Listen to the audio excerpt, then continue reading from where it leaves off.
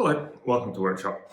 Um, Sorry about the echo. I'm in the messy side of the workshop this week, and it's been a messy week, so it seems appropriate.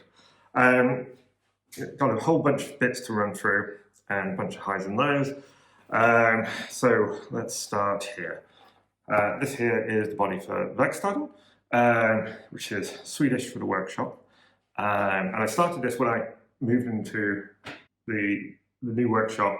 And since then, it's kind of sat on the back burner and I kept overreaching on it, trying out new techniques. So it's been a long time coming, but it's getting there. And today, after a couple of months of procrastination, I finally got the ferrule block fitted to both Verkstaden and to Heston. And so what do we got here?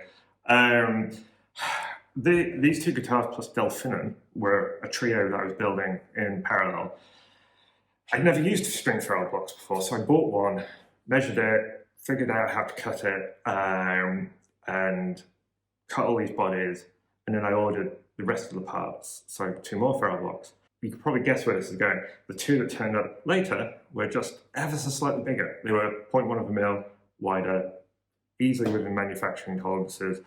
But between that and putting paint and lacquer on these bodies, which would make the pockets slightly smaller, they didn't fit, which meant I had to recut the holes in the back after I'd done all this finishing work, which was quite nerve-wracking.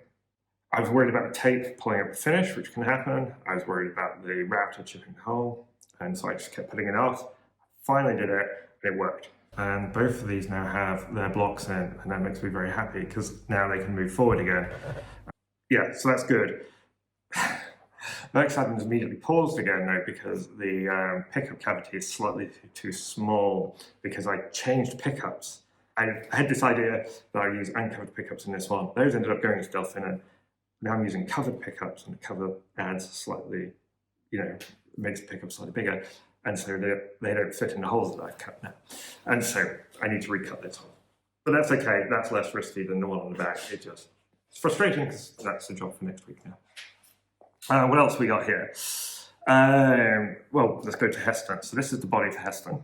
Working with a painted body is so much harder even afterwards because on the hard edges, if you catch them at all, the paint will chip. As I found today, because the neck, which I'll show you in a sec, it's had oil applied, so it's now slightly bigger, and the pocket has had paint applied, so it's slightly narrower, and it wouldn't fit. And so when I went to fit the neck, it didn't go in, so I pulled it, and that just caused paint to chip. Can you see that there? In the end, that's fine. I can touch it up, and that one will be underneath the pick guard once it's on. But it's just, yeah, painting is much more difficult to work with than just a stained in oil finish, which is what I normally do. You live and learn. Here is the neck. So this is the neck for Heston. It's this beautiful kind of bird's eye maple. I really love the bird's eye maple.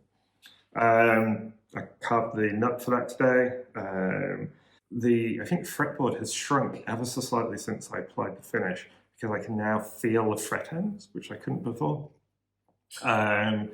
Which means I'm going to have to file them again and refinish the edge of the fretboard, which is frustrating. But in my mind, the fret finish is what makes a great guitar. And so I'm not happy with it. I'm going to have to do it again, which is unfortunate, but that's how it goes. So then the final thing I did this week this is the neck off the Strat clone that I learned to play on, that I showed in the last video. At some point, the guitar must have fallen over, and there was a chip out of both the neck and the nut. So I needed to replace the nut, but it was made of soft plastic and it was glued in tight. And so I had to use the pillar drill there to drill out most of the material. But I used a hacksaw to get rid of the stuff on top and a chisel to clear the slot out. It was a lot of effort, but I got there in the end. And now it's got a nut that I carved today in it, which is not got any glue on it and is just friction fit, and that's how it should be. Also, the chip on the side I filled with a mixture of rosewood and wood glue. That will dry, I'll sand it down, and by the time the neck is re-oiled, probably won't even be able to see it.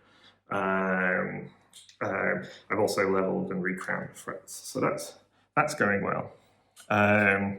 Yeah, a mixture of kind of things going right and wrong this week, but you know, that's making for you. Right, until the next time, I'll catch you in the next video. Cheers.